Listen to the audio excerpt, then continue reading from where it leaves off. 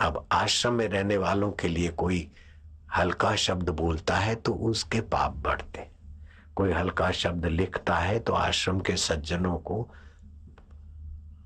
अथवा समिति वालों को या सेवकों को कोई हल्की भाषा से कुछ निंदा का शब्द लिखता है तो उसको कितना पाप लगता होगा, उसके खानदान की कितनी हानि होती होगी। हम तो फिर से हाथ जोड़कर प्रार्थना करते हैं कि अपनी 21 से 21 पीढ़ियों को नरक में भेजने की गलती ना करो। हरिओम हरिओम हरिओम। जय गुरुदेव।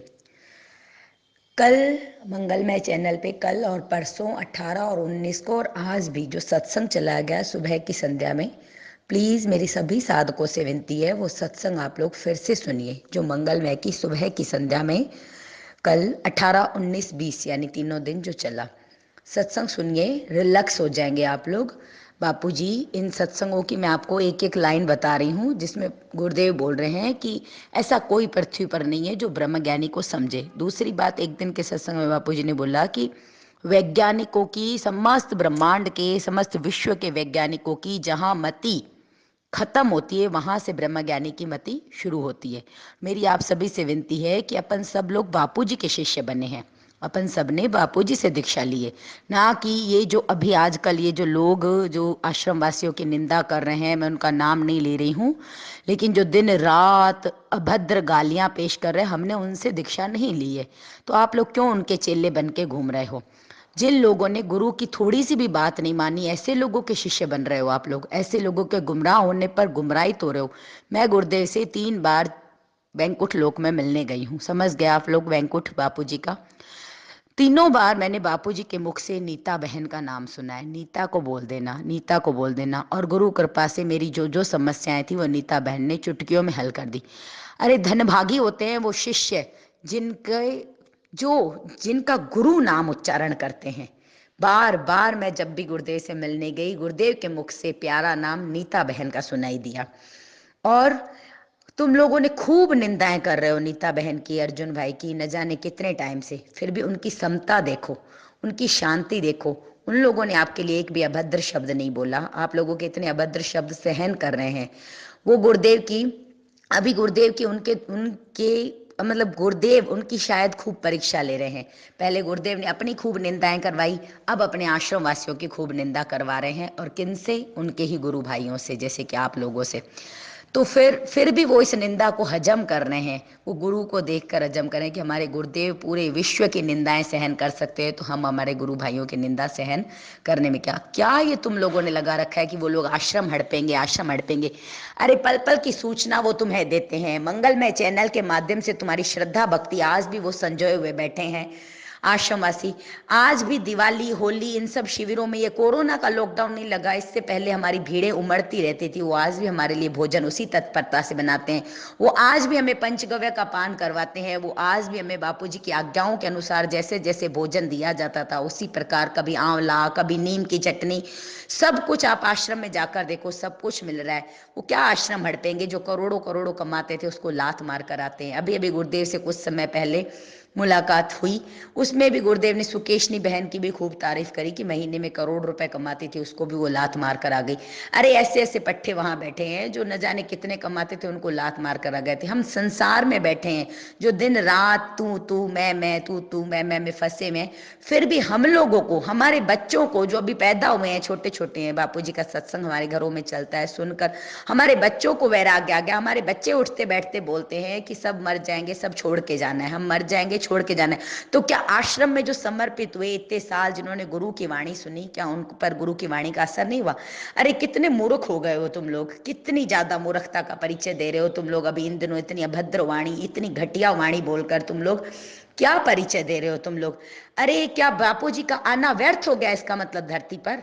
बापूजी ब्रह्म ज्ञानी इस धरती पर आए, अपने इतने आश्रम बनाए, इतने लोगों को सत्संग सुना, उस सत्संग का प्रभाव क्या आश्रम वासियों पर भी नहीं पड़ा? तुम पर तो नहीं पड़ा, मान रही हूँ, देख रही हूँ, क्योंकि तुम लोगों पर कलयुग हावी हो चुका है, लेकिन क्या उन पर भी नहीं पड़ा? क्या इस धरती पर किसी पर गुरुदेव के सत्संग का असर नहीं हुआ?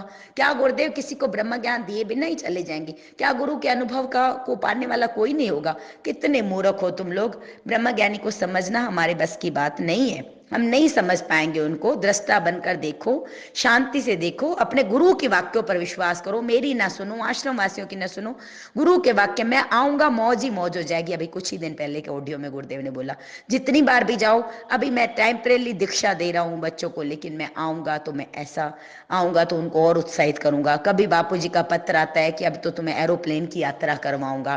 कभी बापूजी कुछ बोलते हैं, मैं आऊंगा सब सही हो जाएगा। कभी बापूजी के मुख से अपन ने सुना है कि विरोधियों की छाती पर मूंग दलूंगा और उस मूंग दाल का हलवा अपने बच्चों को खिलाऊंगा। तो तुम अपने गुरु वचनों पर विश्वास नहीं कर रहे हो, कुछ तो गुरु की बात मान लो। पर निंदा सम अघन गरेशा, कितनी बार गुरुदेव ने कहा है कि पराई निंदा के समान कोई पाप नहीं है। हे प्रभु, आनंद दाता की आरती घर घर में गुनगुनाने को बापू ने बोला, और आज तुम लोग क्या कर रहे हो? इतनी निंदाएं आश्रम वासियों की और बापू की या आश्रम वासियों की शायद निगुरों ने भी नहीं की होगी जितनी आज तुम साधक, तथा कथित साधक बोलूंगी मैं तुम लोगों को, तथा कथित साधक होकर तुम लोग इतनी बुराइयां कर रहे हो। ऐसे अपशब्द तो शायद निगुरों ने भी यूज नहीं करे होंगे। क्या हो गया तुम लोगों को? निगुरे, मेरे कहने का मतलब निगुरे वो षड्यंत्रकारी नहीं जिन्होंने आज बापू को जेल पहुंचाया। वो लोगों की तो बात छोड़ो, वो तो ब्रह्म राक्षस बनने के योग्य बन ही चुके हैं। लेकिन आज जिन निगुरों से हम ऋषि प्रसाद अभियान में इसमें उसमें मिलते हैं, वो लोग भी इतना बुरा नहीं सोचते, उनको भी थोड़ा सा समझाते हैं, समझ जाते हैं। क्या उन निगुरों से भी गई बित्ती मती हो गई है तुम्हारी? अरे जागरूक बनो। और मेरी फिर से विनती है, मेरी मत सुनो, आश्रम वासियों की मत सुनो, लेकिन अभी 18-19 का सत्संग जरूर सुबह की संध्या का गुरुदेव का सुन लेना, थोड़े रिलैक्स हो जाओ। बापूजी की कुछ लाइनें बता रही हूँ, जो हुआ अच्छा हुआ, जो होगा अच्छा होगा, जो हो रहा है अच्छा हो रहा है। तो फिर हम लोगों ने कोई भी एक लाइन पर या पर निंदा सम अघन गरेशा, या ब्रह्म ज्ञानी को पहचानने वाला दूसरा ब्रह्म ज्ञानी ही होता है। क्या इन सब बातों पे विश्वास नहीं करोगे, अमल नहीं करोगे? सिर्फ और सिर्फ तुम लोग तो कोई किसी का शिष्य बन गया है, कोई किसी का शिष्य बन गया है, उनकी ही चमचागिरी में भेड़ चाल में चले जा रहे हो, चले जा रहे हो। अरे बापू के शिष्य हो तुम लोग, बापू के शिष्य हो, बापू के बच्चे नहीं रहते कच्चे। इसका मतलब ये नहीं कि औरों को गालियां देने में कच्चे नहीं रहो, इसका मतलब ये कि तुम ब्रह्म ज्ञान पाओ।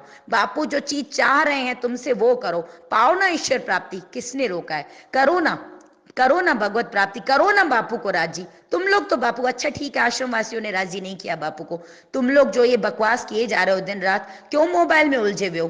करो ना साधना, ईश्वर प्राप्ति कर लो। 3 दिन में साक्षात्कार की भी कई बापू जी की सीढ़ियां आई हुई, कर लो 3 दिन में साक्षात्कार और अपने गुरु को छुड़ा कर ले आओ। इतनी बकवास करने की क्या जरूरत है? दिन रात आश्रम वासियों के खिलाफ कुछ ना कुछ गालियां बकने की तुम लोगों ने ठान रखी। इससे अच्छा ऐसी ऐसी बापू की लिंकें सुनो, शीघ्र ईश्वर प्राप्ति की लिंकें सुनो, करो ईश्वर प्राप्ति, ब्रह्म ज्ञान हो जाएगा तुरंत। एक ब्रह्म ज्ञानी तो दूसरे ब्रह्म ज्ञानी की फटाफट रक्षा कर लेगा। तुम ले आओ बापू जी को बाहर। अरे ब्रह्म ज्ञानियों की लीला हमें समझ में कहां से आएगी? हमारी मति तो हमारे आश्रम वासियों को समझने के योग्य भी नहीं है। कितनी शांति है नीता बहन के अंदर, कितना तेज है उनके मुख में। उनकी बुराई करते हो जिनके गुरु गुरु जिनका बार बार नाम स्मरण करते हैं, ऐसे भक्तों की बुराई कर कर कौन से नरक बनाओगे तुम अपने लिए? अब कर लो मेरी भी बुराई, खूब कर लेना मेरी बुराई। मैं तो सिर्फ प्रयास कर रही हूँ कि आप लोगों की आंखें खोलूं। अंतिम बार विनती कर रही हूँ आप लोगों से, 18-19 तारीख का कम से कम सुबह का सत्संग जरूर सुन लेना। अपने बापू को सुन लो, अपने गुरु को सुन लो, जिसकी शरण में तुम सब गए हो, औरों की शरण में मत जाओ। हरिओम हरिओम हरिओम।